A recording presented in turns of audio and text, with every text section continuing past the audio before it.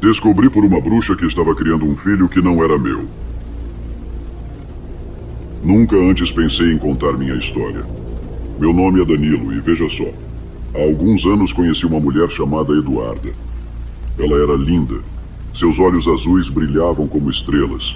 E aquele sorriso que prometia um mundo de felicidade me encantou instantaneamente.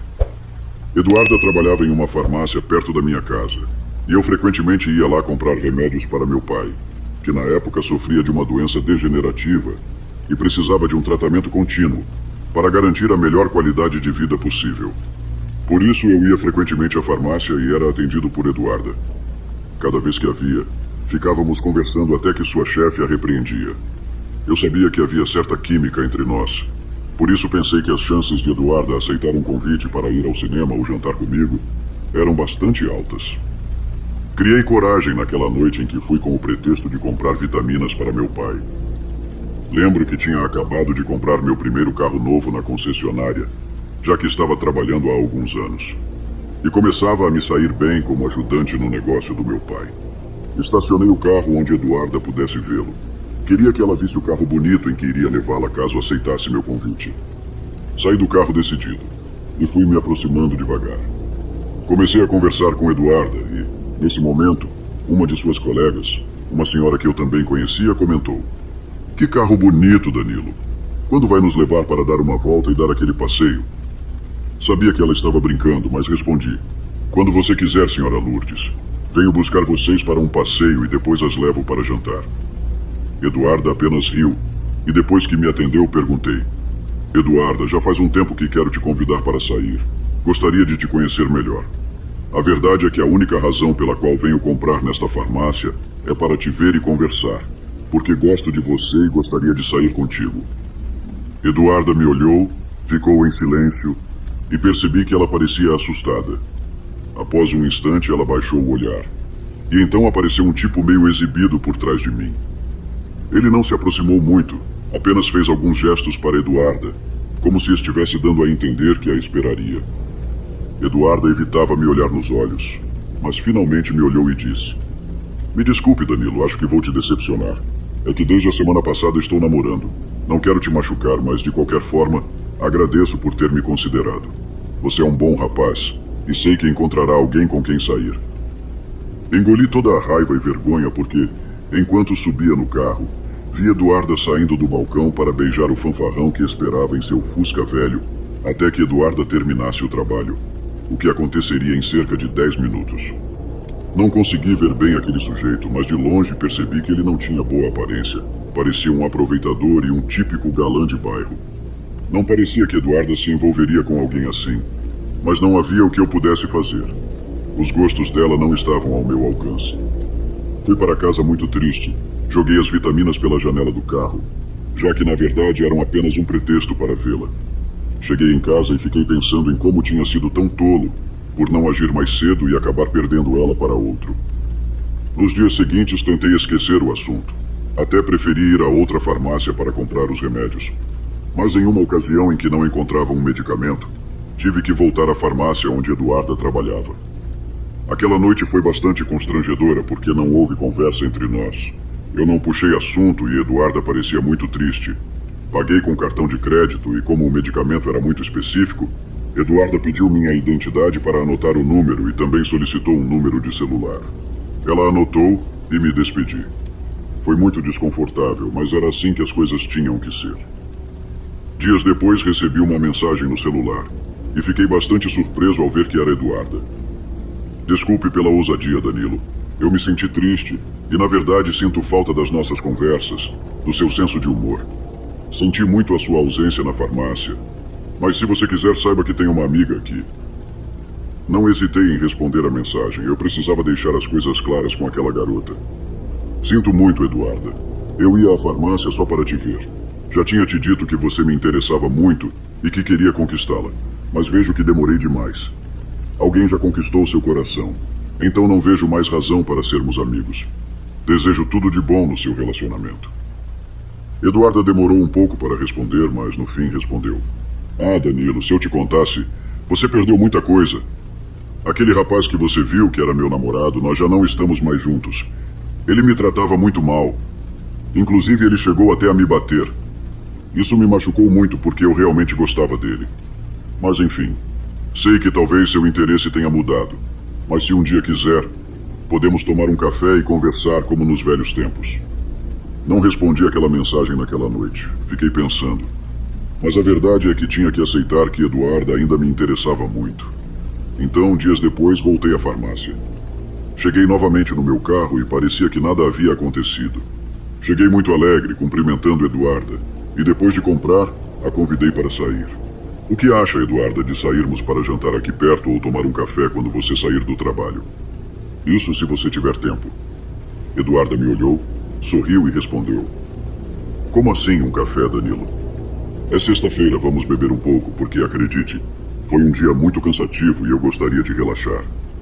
Aceitei a proposta que Eduarda tinha, mas como ainda faltava algumas horas para ela sair, voltei para casa e depois voltei mais tarde para buscá-la.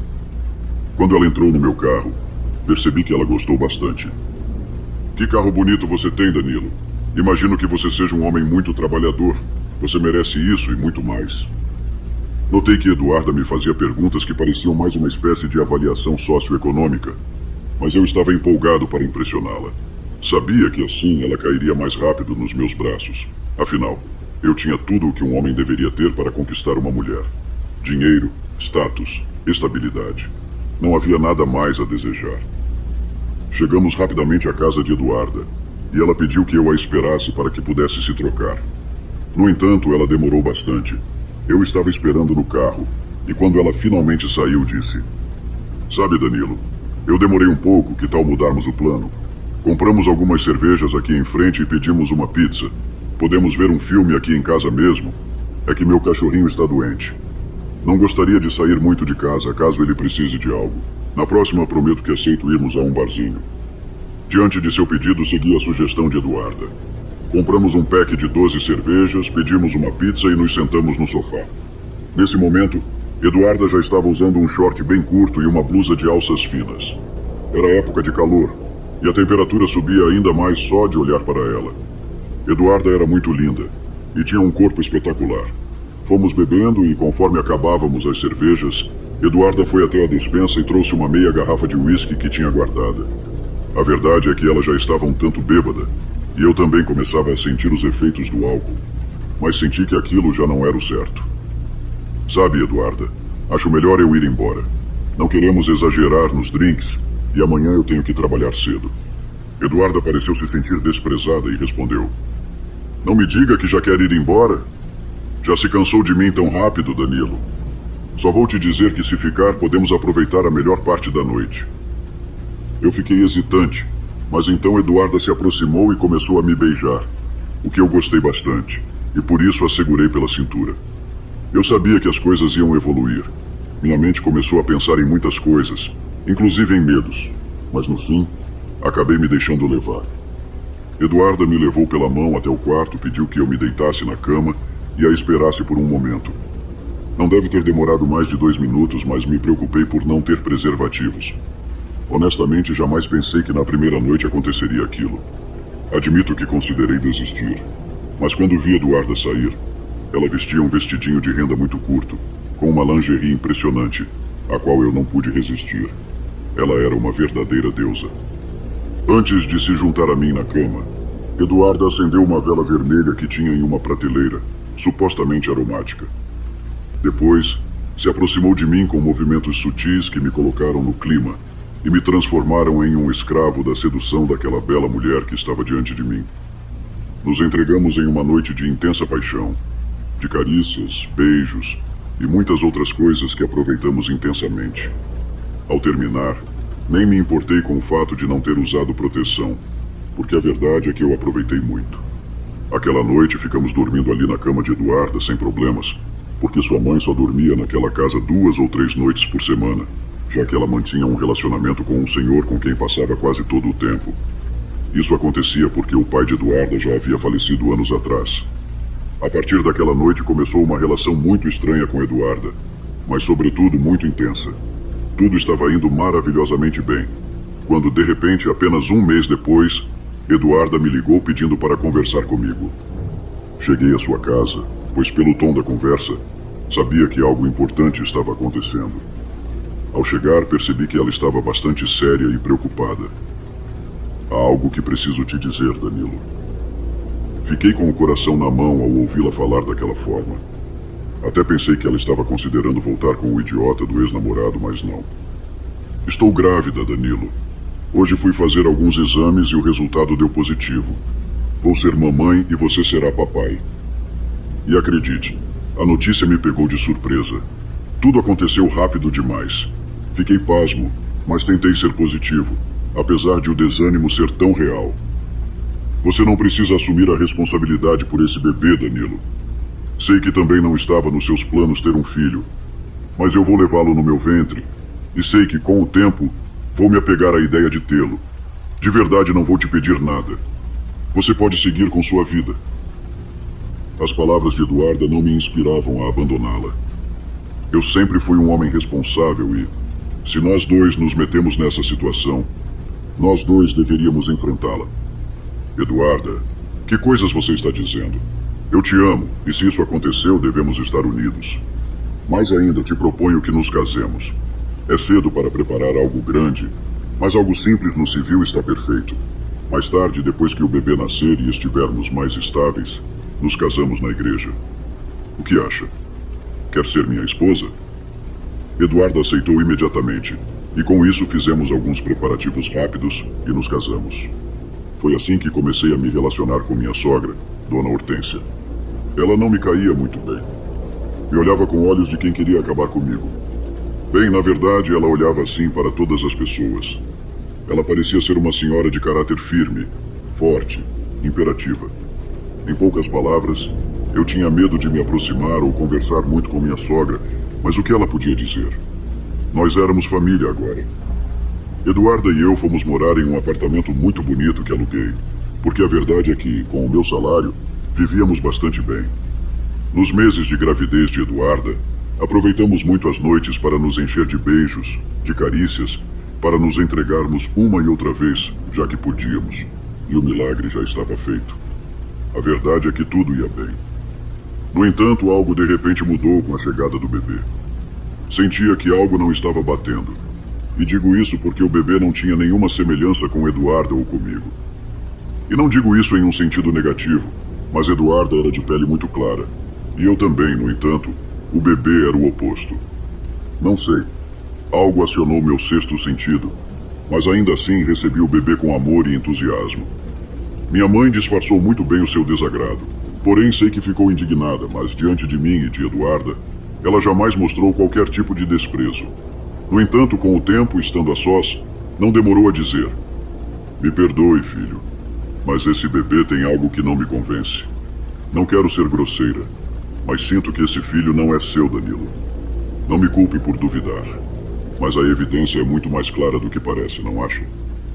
Fiquei irritado, embora, na verdade, por dentro reconhecesse o que minha mãe queria dizer. Eu amava Eduarda e meu filho, por isso defendi a situação. "Olha, mãe, por favor, não se meta no que não lhe diz respeito. Deixe Eduarda e meu filho em paz, porque se não fizer isso, não a deixarei vê-lo. Não sei como você vem até aqui para me dizer essas coisas. É uma grande ofensa para mim." Minha mãe se sentiu muito ofendida com meu argumento e respondeu: "De verdade, você me dá muita pena, filho. Abra os olhos. Essa mulher te tem bem enganado. Parece que ela está te dando algo que não deixa que veja a verdade. Você sabe que sempre terá meu apoio de mãe, mas nunca reconhecerei seu filho como meu neto. Tudo está bastante claro. E se você não quer que eu o veja, tudo bem. Realmente não me importa. Mas tenha em mente que, quando cair na realidade, em casa o receberemos com carinho, porque você sempre será meu filho." Minha mãe se foi e com isso fiquei muito pensativo. Meu pai, ao conversar com minha mãe sobre a situação, tempos depois falou comigo, e o resultado é que ele também pensava como ela. Ele também acreditava que o menino não era meu, e diante da minha posição, acabei me desentendendo com meu pai. Isso também me levou a ter que deixar o trabalho. Com isso fiquei desempregado por vários meses, durante os quais tivemos que nos mudar para a casa da minha sogra, porque me foi impossível continuar pagando o aluguel caro daquele apartamento. Eduarda e eu estávamos completamente zerados, não tínhamos nada, e as economias se esgotaram rapidamente. Demorei um pouco para encontrar um trabalho, no entanto, o salário não era o mesmo que eu recebia antes, e para o estilo de vida que eu gostava de levar, levaria meses para retomar. À medida que meu filho crescia, eu me afeiçoava cada vez mais a ele. A verdade é que eu gostava muito de abraçá-lo e brincar com ele sempre que chegava do trabalho.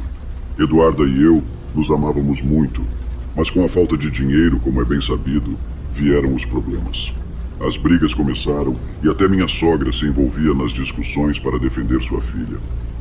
Eu realmente sofria, porque até me ajoelhava diante de Eduarda para pedir que tivesse paciência, que logo eu os tiraria daquela situação, a ela e ao nosso filho. Isso porque Eduarda muitas vezes ameaçava me expulsar de casa e me dizia que, se eu não trouxesse dinheiro, então também não poderia ver meu filho. A verdade é que me doía muito porque Eduarda estava me mostrando uma face completamente diferente. Parecia que ela tinha sido trocada por outra pessoa. Um dia eu estava tomando um café no escritório onde trabalhava quando recebi uma ligação no celular. Era minha mãe, pedindo para nos encontrarmos para conversar sobre algo importante. Nos encontramos 2 horas depois e ela, sem perder tempo, me disse: "Parecerá absurdo o que vou te dizer, Danilo, mas preciso que me escute para que possa acreditar em mim. Acontece que, algumas semanas atrás, por acaso do destino, acompanhei Márcia, uma amiga. Fomos ver uma mulher que supostamente fazia bruxaria. Fiquei surpresa com o modo como essa senhora trabalhava, então não hesitei em perguntar sobre você. Apenas mostrei uma foto sua para essa mulher. E parecerá uma história, Danilo, mas ela me contou tudo o que está acontecendo na sua vida. Ela falou sobre os problemas que estamos tendo e também me disse que você está casado com uma mulher que está te enganando, que te usou para encobrir um mal que alguém lhe fez. Ela se referiu ao fato de que você está sustentando um filho que não é seu. E acredite em mim, Danilo, eu não contei nada, só mostrei sua foto. Pedi à minha mãe que parasse de me dizer bobagens. Não quis mais ouvi-la.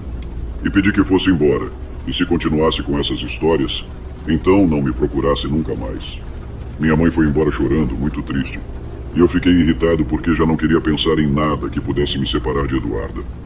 Fui para casa e não comentei nada sobre isso com minha esposa. Na minha mente só passava como eu iria conseguir superar essa situação com minha família. Mas, segundo dizem, toda verdade oculta sempre vem à tona um dia. Uma tarde saí cedo do trabalho e cheguei em casa, mas não havia ninguém. Eduarda e sua mãe provavelmente estavam fazendo compras. Servi-me um copo de água e notei que a porta do quarto da minha sogra estava aberta. Nunca tinha entrado lá. Então, para saciar minha curiosidade, entrei. Estava muito escuro, e ao tentar acender a luz, o que se acendeu foi uma lâmpada velha que iluminava fracamente o quarto. Fiquei surpreso com o quarto da minha sogra porque cheirava a incenso. O aroma não era exatamente desagradável, mas era muito peculiar. Comecei a fuçar e notei que no seu armário havia umas figuras com símbolos muito esquisitos. Havia um candelabro que segurava umas velas quase totalmente consumidas, e abaixo dele havia um papel com algo escrito. Quando o levantei, vi que se tratava de nomes de pessoas. Então comecei a lê-los. Senti um terrível medo quando vi meu nome escrito naquele papel. Deduzi que se tratava de bruxaria, pois por que razão meu nome estaria ali? Fiquei realmente assustado e percebi que algo muito ruim estava acontecendo com minha sogra, porque ela era muito misteriosa e passava horas trancada naquele quarto. Continuei procurando nas gavetas da cômoda e também em umas gavetas laterais na cama. Debaixo da cama vi que havia uma caixa preta, uma espécie de pequeno baú que não tinha fechadura. Por isso foi fácil abri-lo. O que encontrei dentro não sei como explicar. Havia algumas fotografias de pessoas diferentes, mas no verso das fotos havia algo escrito, como se fossem maldições desejadas às pessoas da imagem. Explorei um pouco mais dentro da caixa e então vi uma peça íntima muito parecida com as que Eduarda usava. Havia algo dentro dela, então a peguei e a desembrulhei. Dentro havia uma fotografia minha enrolada com fios preto e vermelho, e também havia 2 agulhas cravadas. Além disso, havia uma pequena vela, a mesma que Eduarda acendeu na noite em que estivemos juntos pela primeira vez. Naquele momento, as palavras da minha mãe ecoaram em minha mente. Pensando que realmente haviam feito bruxaria em mim, saí da casa, liguei para ela e pedi que me levasse até aquela curandeira de quem ela havia falado. Minha mãe, contente, aceitou me acompanhar. Quando chegamos à casa da senhora conhecida como Dona Gina, percebi que se tratava de uma curandeira. Uma mulher de idade avançada, com olhos que pareciam ver através da alma. Ela ouviu minha história com atenção e ao final assentiu. Não tenha medo, meu filho. Mas essas mulheres com quem você vive invocaram espíritos muito fortes para prendê-lo à vontade delas, para que amasse sua esposa acima de tudo. E quando digo isso, refiro-me a que a amasse mesmo sabendo que o filho que vocês têm não é seu. Sua mulher teve um relacionamento anterior que terminou mal, e esse filho é fruto daquele homem. De verdade, acredite em mim. Mas não se preocupe, meu filho, há uma maneira de desfazer essa magia para que você se desencante dessa mulher. Porque, se não fizermos nada, ela acabará convencendo você e você voltará para o lado dela. Eu te garanto. Também devo te dizer que aquela mulher, sua sogra, é bem instruída em bruxaria. De verdade, estou surpresa. Mas não se preocupe. Essa velha bruxa não pode contra mim. Aquela senhora me fez algumas limpezas, me deu alguns amuletos de proteção e também orações muito específicas para recitar todas as noites. E o mais importante, a mulher cortou em muitos pedaços com uma tesoura aquela peça íntima de Eduarda, que estava com a bruxaria contra mim. Depois ela pegou os retalhos e colocou dentro de um saco de papel. Dona Gina me entregou e disse que à meia-noite eu deveria, no quintal da casa de Eduarda, colocar álcool no saco com a peça íntima dentro e em seguida queimá-lo. Dessa forma eu ficaria livre. Fiz tudo o que a senhora Gina me pediu. Depois de queimar aquilo, fui para a casa da minha mãe descansar. Notei que havia muitas chamadas no meu celular vindas de Eduarda, e ela continuava ligando, mas na verdade, eu não atendi nenhuma. No dia seguinte, me dediquei a investigar quem era o ex-namorado de Eduarda, aquele cafajeste que vi uma vez na farmácia. Na verdade, não me lembrava muito dele, mas perguntei a Lourdes, da farmácia, onde ele morava. Como ela era muito amiga de Eduarda, sabia perfeitamente o endereço daquele canalha. Com aquelas informações, fui procurá-lo. E, de fato, assim que o vi, aquele maldito idiota tinha toda a cara do meu filho. Ri como um bobo de tanta raiva. Não sei como me fizeram de idiota e como fui envolvido em uma situação dessas. Mas fui rapidamente para a casa de Eduarda para confrontá-la. Já era noite, e nem quis entrar na casa, onde ainda naquele momento morava minha sogra. O seu teatro acabou, Eduarda. Já sei que seu ex-namorado é o pai do menino que eu acreditava ser meu filho. Não sei como pude ser enganado assim. Deixei-me levar pela paixão. Mas espero que você seja razoável. Vim pedir o divórcio o mais rápido possível, e espero que saiba qual é o seu lugar nessa situação. Se você dificultar, quem vai sair perdendo é você. Não me faça pedir um teste de DNA. Então é melhor se resignar e pedir ao seu ex-namorado vagabundo que se responsabilize pela criança, porque, francamente, esse menino, embora eu tenha certo carinho por ele, agora não o reconheço como meu. Espero que você fique bem, Eduarda. Eu te amei de verdade. Mas você tinha que fazer essas besteiras, e espero que isso acabe logo para nunca mais te ver. Eduarda estava em silêncio. As lágrimas corriam por suas bochechas. Nunca contestou nenhum dos meus argumentos. Nunca falei a ela sobre a bruxaria que descobri, mas ela não era boba. Ao ver que minha foto não estava mais no baú da mãe dela, era evidente que eu já a havia pegado. Mesmo assim, Eduarda me concedeu o divórcio tranquilamente. Eu tinha o controle da situação. Me sentia seguro porque, além disso, tinha os amuletos da Dona Gina. Pois até certo ponto, eu tinha medo de que Eduarda e sua mãe fizessem uma vingança contra mim. Mesmo assim, não houve represálias, elas aceitaram dolorosamente que erraram. Eu me casei novamente anos depois. Minha atual esposa e eu fomos muito abençoados, porém Eduarda não. Soube que ela conversou com aquele cafajeste que a engravidou para pedir pensão. Mas aquele miserável a levou para viver com ele porque, até onde sei, minha sogra se cansou de sustentá-la, e ao filho também. Ao que parece, tanto Eduarda quanto sua mãe queriam viver do conforto da minha posição econômica. E como aquele miserável não podia dar uma boa vida a Eduarda, ela me enfiou o menino para que eu sustentasse a todos. Para Eduarda, as coisas não têm sido fáceis até hoje. Aquele cara era um beberrão, batia nela frequentemente. E uma vez, quando os vizinhos ouviram como ele a maltratava, chamaram a polícia. E quando eles chegaram, começaram a brigar com aquele homem. Muito enfurecido, o canalha reagiu e tentou atacá-los. Mas isso fez com que um policial disparasse contra ele. E de todas as lágrimas derramadas por Eduarda, ela finalmente ficou sozinha e até hoje luta para sustentar o filho. Ela teve um ou outro namorado, mas todos acabaram sendo uns idiotas. Como ela ainda é bonita, apenas a usam para se divertir por um tempo e depois a abandonam. Enfim, sinto pena pelo menino. Por isso, em algumas ocasiões, enviei dinheiro a Eduarda de forma anônima. Sei que já não é minha obrigação, mas espero que aquele pobre menino cresça melhor do que sua mãe e sua avó. Após tudo o que aconteceu comigo, posso concluir que a bruxaria faz muito mal. Eu não acreditava nisso, mas agora acredito, e até hoje a uso apenas como proteção. Desejo que Eduarda encontre um bom caminho e seja feliz, ou que um bom homem a tire da miséria. Por enquanto, eu só quis recordá-la para contar essa história, mas é fato que ela já está sepultada no esquecimento dos meus sentimentos. E sei perfeitamente que a vida está fazendo com que ela e a bruxa da mãe paguem muito caro pelo que me fizeram. Olá, amigos do canal! Sejam bem-vindos! E, por favor, ajude nosso canal a crescer. Curte, compartilhe e inscreva-se. Uma dolorosa traição. Muitas vezes, as pessoas, por avareza, fazem coisas que magoam os outros. Em muitos casos, ficamos de braços cruzados por prudência. Meu nome é Selma e quero compartilhar uma história que aconteceu com minha família, embora não tenha certeza se compartilhá-la seja o mais sensato. Tudo começou quando meu irmão Sérgio terminou com sua namorada Verônica. Eles estavam juntos há 3 anos e meu irmão até lhe havia dado um anel de noivado, além de terem começado a juntar dinheiro em uma conta conjunta. Mas algo aconteceu em seu relacionamento e decidiram se separar. E é aqui que começa esta situação de feitiçaria.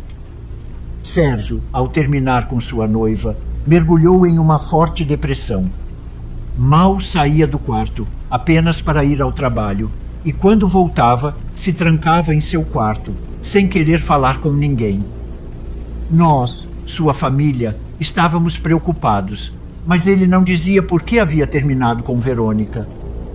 Pareciam feitos um para o outro, e essa falta de explicação nos deixou todos confusos e ansiosos para entender o que havia acontecido. Vê-lo tão abatido e distante era como ver alguém que havia perdido não apenas um relacionamento, mas também uma parte de si mesmo.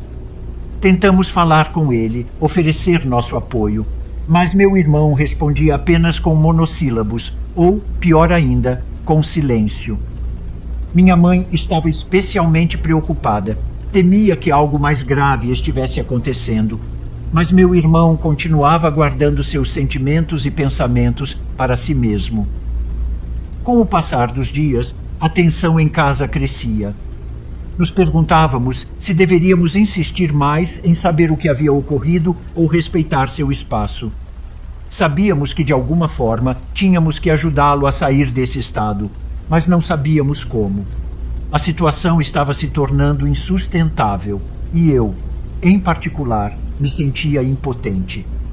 Queria fazer algo, qualquer coisa para aliviar sua dor, mas cada vez que tentava me aproximar, ele me evitava e voltava para seu quarto. Passaram apenas 3 meses quando soubemos que sua ex-namorada ia se casar com Eduardo, um dos amigos de meu irmão, ou melhor, com o melhor amigo de meu irmão. Aí percebemos que provavelmente a moça, enquanto estava com meu irmão, o traiu, e talvez ele tenha descoberto ou ela mesma tenha contado. Na hora do almoço, tocamos no assunto de forma delicada e Sérgio disse que era de se esperar, que Verônica havia mantido uma relação oculta com seu melhor amigo durante 6 meses, quando ela estava com ele. Inclusive, comentou com Sérgio enquanto estavam terminando, que não queria mais ficar com ele porque havia encontrado o verdadeiro amor com Eduardo. Depois que Sérgio confirmou o que todos suspeitávamos, o ambiente na casa se tornou ainda mais tenso. Embora finalmente houvesse uma explicação para o seu comportamento, saber que Verônica havia traído Sérgio daquela forma não fez a dor desaparecer. Na verdade, nos sentimos mais impotentes ao perceber a magnitude da traição que meu pobre irmão havia suportado. Sérgio, ao dizer que era de se esperar, parecia resignado, mas também era visível que o peso do ocorrido ainda o esmagava. Em um momento da conversa, minha mãe, que havia permanecido em silêncio a maior parte do tempo, rompeu em lágrimas, levantou-se da mesa e o abraçou com todas as suas forças, sem dizer uma única palavra. Nesse abraço, sentiu-se o amor incondicional que sempre estivera ali, mesmo que Sérgio tivesse se afastado. Esse gesto, embora simples, pareceu romper algo dentro dele. Pela primeira vez em meses, meu irmão deixou a guarda cair e permitiu-se chorar nos braços de nossa mãe. Poucos dias depois daquela conversa emocionante, minha mãe tomou coragem para falar com meu irmão sobre algo que não havia mencionado até então: o anel de noivado. Sabia que o assunto era delicado, mas era algo que precisava ser tratado mais cedo ou mais tarde. Eles se sentaram na sala e ela começou relembrando a história do anel. Explicou que aquele anel não era apenas uma joia, mas um legado familiar. Pertencia à minha avó, mãe da minha mãe. Foi o anel de noivado que ela recebeu do avô quando a avó faleceu. Nossa mãe deixou claro que nosso avô queria que aquele anel fosse para Sérgio, seu neto preferido, para que um dia ele o desse à sua futura esposa. Minha mãe explicou com delicadeza que, agora que o relacionamento com Verônica havia terminado, era importante recuperar essa joia, não apenas pelo seu valor material, mas pelo significado que tinha para a família. Sabia que pedir para ele recuperar o anel de Verônica poderia ser desconfortável ou doloroso, mas minha mãe confiava que ela entenderia a importância daquela joia e a devolveria sem problemas. Sérgio ouviu em silêncio. Embora a conversa fosse difícil, ele entendia a importância do que nossa mãe estava pedindo. Além disso, minha mãe também sugeriu que ele falasse com sua ex-namorada sobre o dinheiro na conta conjunta. Durante o relacionamento, haviam economizado uma quantia considerável de dinheiro juntos, mas a maior parte vinha do trabalho de meu irmão. Fizeram isso para o pagamento da entrada de uma casa e sua mobília. Ela disse que era justo que fizessem as contas para que cada um ficasse com o que havia aportado. Embora o assunto do dinheiro não fosse tão emotivo quanto o do anel, era algo que precisava ser resolvido para que Sérgio pudesse fechar esse capítulo de sua vida. Meu irmão se sentiu sobrecarregado com a ideia de enfrentar Verônica novamente, mas sabia que precisava fazê-lo, não apenas pelo anel e pelo dinheiro, mas também por ele mesmo. No dia seguinte, Sérgio decidiu enviar uma mensagem para Verônica, pedindo que se encontrassem pessoalmente para conversar. Embora a ideia desse encontro o deixasse ansioso, era algo necessário para fechar aquela etapa de sua vida e começar a se curar. Sérgio chegou à hora combinada ao local onde haviam marcado, com o coração acelerado. Ele sabia que o encontro com Verônica seria difícil, mas não imaginava o quanto. Quando ela apareceu, tinha uma expressão distante, quase fria, e não havia um pingo da calorosidade que um dia compartilharam. Sentaram-se em uma mesa no canto, longe da vista de outros clientes. Sérgio, tentando manter a calma, foi direto ao ponto. Ele explicou que precisava recuperar o anel de noivado, que era uma herança de família com grande valor sentimental. Também mencionou a importância de esclarecer a situação do dinheiro no banco, que tinha sido, em sua maioria, fruto do seu trabalho e esforço. A ex-namorada o ouviu em silêncio, mas quando ele terminou de falar, sua resposta foi tão dura quanto inesperada.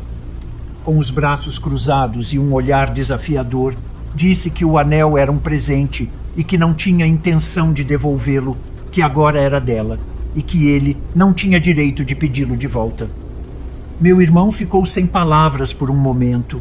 Não conseguia acreditar na frieza com que Verônica falava, mas antes que pudesse reagir, ela continuou dizendo que, quanto ao dinheiro, havia pegado uma parte para cobrir algumas necessidades e que, se ele quisesse, poderia retirar o que restava na conta, mas que advertia que era muito menos da metade.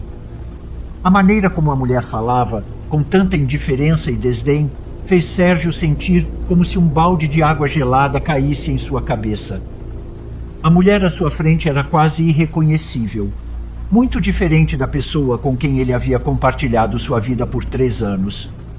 A situação se tornou ainda mais desagradável quando Verônica começou a fazer comentários sarcásticos sobre como deveriam ter gerido seu relacionamento, culpando-o por não lhe dar atenção e buscar em outro homem o amor e carinho que ela precisava. Meu irmão lhe disse que estava trabalhando duro para que ambos tivessem uma vida mais feliz. No entanto, cada palavra da ex-namorada o feriu profundamente. No final, compreendeu que não valia a pena continuar discutindo. Ela não apenas se recusou a devolver o anel, mas parecia até desfrutar do dano que estava causando. O encontro terminou abruptamente, com Sérgio se levantando e saindo do café, deixando Verônica sozinha na mesa. Ele me contou que sentiu uma mistura de raiva, tristeza e desilusão. Quando chegou em casa após aquele encontro desagradável com Verônica, ele parecia visivelmente afetado. Dirigiu-se à nossa mãe, que estava na cozinha preparando o jantar. Eu estava perto por acaso e ouvi quando ele começou a contar o que havia acontecido. Ele explicou como Verônica havia sido grosseira e desdenhosa e se recusara a entregar não apenas o anel de noivado, mas também o dinheiro do banco. Meu irmão falava com uma mistura de raiva e decepção, como se não pudesse acreditar que a mulher com quem havia planejado o futuro se comportava de maneira tão cruel. Minha mãe o ouviu em silêncio, mas era evidente a tristeza e a raiva em seu rosto. Quando ele terminou de falar, minha mãe deixou de lado o que estava fazendo e, com um tom firme, mas cheio de dor, disse que iria falar com a mãe de Verônica. Ela iria fazer com que entendesse a importância de devolver o anel, pois não era apenas uma joia, mas um legado familiar, e que não iria permitir que ficassem com ele. Depois pediu para que, enquanto isso, Sérgio retirasse o que restava do dinheiro no banco para evitar mais problemas. Meu irmão respondeu que já havia feito isso, mas que o que restava era muito pouco, talvez apenas 20% do que lhe correspondia realmente. Minha mãe comentou que não reconhecia Verônica, que seu comportamento era totalmente diferente da pessoa que um dia conhecemos. Disse que talvez fosse melhor mesmo que tivessem se separado antes de se casarem, pois se Verônica já estava mostrando essas garras agora, as coisas poderiam ter sido muito mais complicadas e dolorosas após o casamento. Meu irmão sabia que o que nossa mãe dizia fazia sentido, mas isso não apagava a traição e a dor que ele sentia naquele momento. Minha mãe, sem perder tempo, ligou para a mãe de Verônica, esperando que ela pudesse fazer a filha entender. Pegou o telefone e discou o número. No início, tentou falar com calma, explicando a importância do anel e o quanto significava para nossa família. Mas a mãe de Verônica não demonstrou nenhuma compreensão. Respondeu de maneira grosseira e desdenhosa, defendendo a filha e sem sequer considerar a situação do nosso ponto de vista. A conversa logo se transformou em uma discussão acalorada. Nossa mãe tentava explicar que o anel era uma herança de sua mãe e que deveria ser devolvido, mas a senhora simplesmente não quis ouvir. Em um momento, até chegou a dizer que se a filha não quisesse devolver o anel, o problema era nosso, que a apoiaria e que não esperássemos que ela fizesse algo a respeito. Aquelas palavras enfureceram nossa mãe, que após esse fracasso na tentativa de argumentar com a senhora, decidiu desligar o telefone. Ela estava claramente irritada e frustrada. Ficou em silêncio por um momento, tentando controlar sua raiva, mas era evidente que a situação a afetava profundamente. Finalmente, nos olhou e disse que, se eles não quisessem fazer o certo, teria que tomar medidas extremas. Embora não tenha especificado exatamente o que tinha em mente, era claro que não iria deixar que isso se resolvesse sem lutar. Nossa família sempre respeitou e acreditou no poder da bruxaria, feitiçaria e todas essas coisas uma crença que mantivemos com respeito e fé ao longo dos anos. Acreditamos firmemente que tudo isso é uma força intermediária que ouve nossas súplicas e nos ajuda quando mais precisamos. Após aquela desagradável conversa telefônica com a mãe de Verônica, minha mãe se sentiu mais impotente do que nunca. No entanto, sua fé era inabalável. Decidiu que a única maneira de recuperar o anel e fazer justiça era pedindo ajuda. Assim, com profunda devoção, minha mãe preparou um altar especial em casa e orava em frente a ele diariamente com todo o seu coração, pedindo que interviesse naquela situação tão injusta. Os dias passaram e, embora confiássemos que a bruxaria nos ajudaria, não víamos resultados concretos. Minha mãe continuava orando, mas começava a se sentir ansiosa. Depois de aproximadamente 1 mês sem mudanças, começou a considerar que precisávamos de uma ajuda extra, algo mais forte para enfrentar a situação. Foi então que decidiu procurar uma bruxa profissional que tinha dons especiais, conhecida em nossa comunidade por seus trabalhos infalíveis. A senhora, especialista em sua área, explicou à minha mãe que esse tipo de trabalho era sério e que as coisas poderiam sair do controle, mas que, se ela quisesse, o faria de maneira contundente.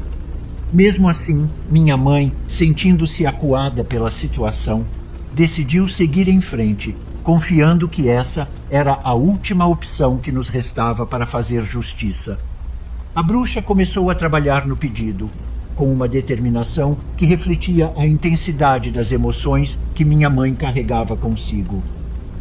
Não só se focou em Verônica, mas também em sua mãe.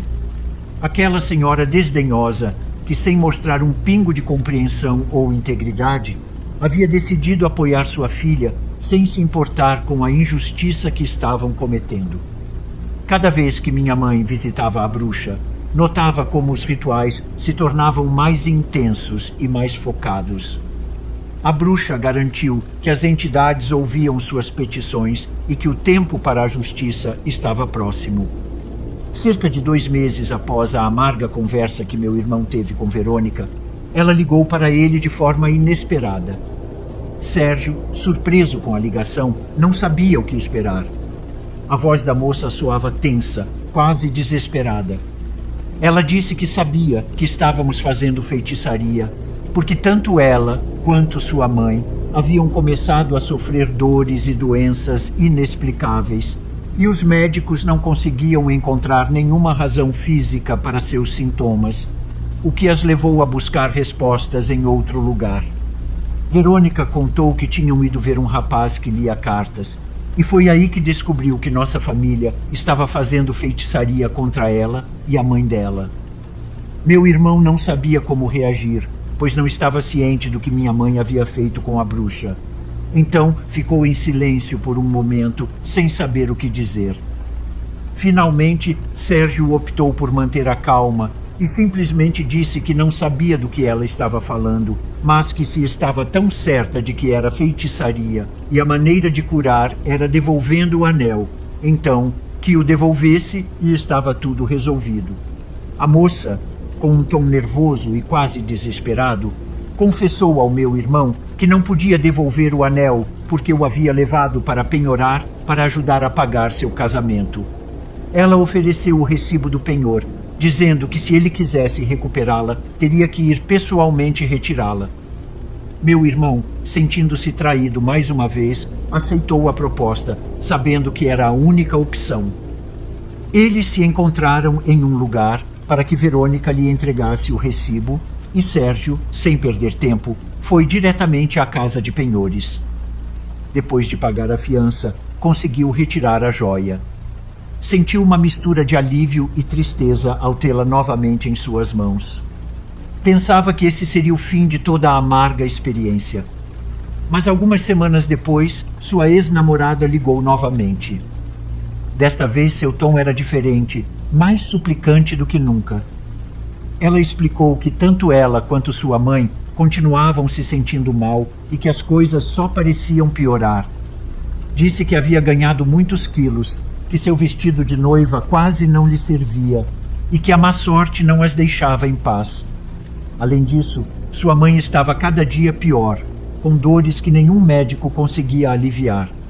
Então, desesperada, pediu ao meu irmão que por favor tirasse a feitiçaria, pois, segundo ela, estava causando todo aquele sofrimento. Meu irmão, novamente sem saber como responder, lhe disse que não tinha ideia do que ela estava falando. Justo naquele momento, minha mãe estava por perto e ouviu parte da conversa. Sérgio colocou o telefone no mudo e perguntou à nossa mãe o que deveria dizer. Ela respondeu que se Verônica queria se curar completamente, deveria devolver a quantia de dinheiro que lhe correspondia na conta da poupança. Sérgio repetiu essas palavras exatamente como a mãe indicou. E do outro lado da linha, Verônica ficou em silêncio por um momento e então desligou abruptamente. 5 dias depois, meu irmão recebeu outra ligação de sua antiga namorada. Desta vez, seu tom era resignado. Ela disse que tinha o envelope com o dinheiro que lhe correspondia e que poderia ir buscá-lo em sua casa. Ela explicou que não podia sair à rua porque continuava doente, mas que o dinheiro estava pronto para ser entregue. Ele, sabendo que isso seria o fechamento definitivo de toda essa amarga experiência, se preparou para ir buscar o que lhe pertencia, sentindo que finalmente a justiça estava sendo feita. Após meu irmão pegar o envelope com o dinheiro, as coisas começaram a mudar para Verônica e sua mãe. Pouco a pouco, ambas se recuperaram de suas doenças e mal-estares. Verônica finalmente conseguiu se casar com Eduardo, o melhor amigo do meu irmão, em um casamento que, apesar de tudo, aconteceu com o luxo que tanto desejavam. Os anos passaram e, embora a ex parecesse ter conseguido o que queria, sua felicidade não durou muito. 5 anos de casamento depois, Eduardo a traiu com outra mulher e o casamento terminou em um doloroso divórcio. Ironicamente, Verônica se encontrou em uma situação semelhante àquela que havia imposta ao meu irmão, sofrendo as consequências de suas próprias ações. Por outro lado, a vida de Sérgio tomou um rumo completamente diferente. Com o tempo, ele superou a dor do passado e conheceu uma mulher maravilhosa, muito amorosa, que o fez acreditar novamente no amor. Anos depois, casaram-se em uma cerimônia cheia de alegria e cercados por aqueles que realmente os amavam. Hoje em dia, meu irmão e sua esposa têm 3 filhos e vivem uma vida feliz. Apesar de tudo o que aconteceu, o tempo e a justiça, de uma forma ou de outra, colocaram as coisas em seu devido lugar, e embora as feridas do passado nunca sejam completamente esquecidas, meu irmão encontrou a felicidade que tanto merecia.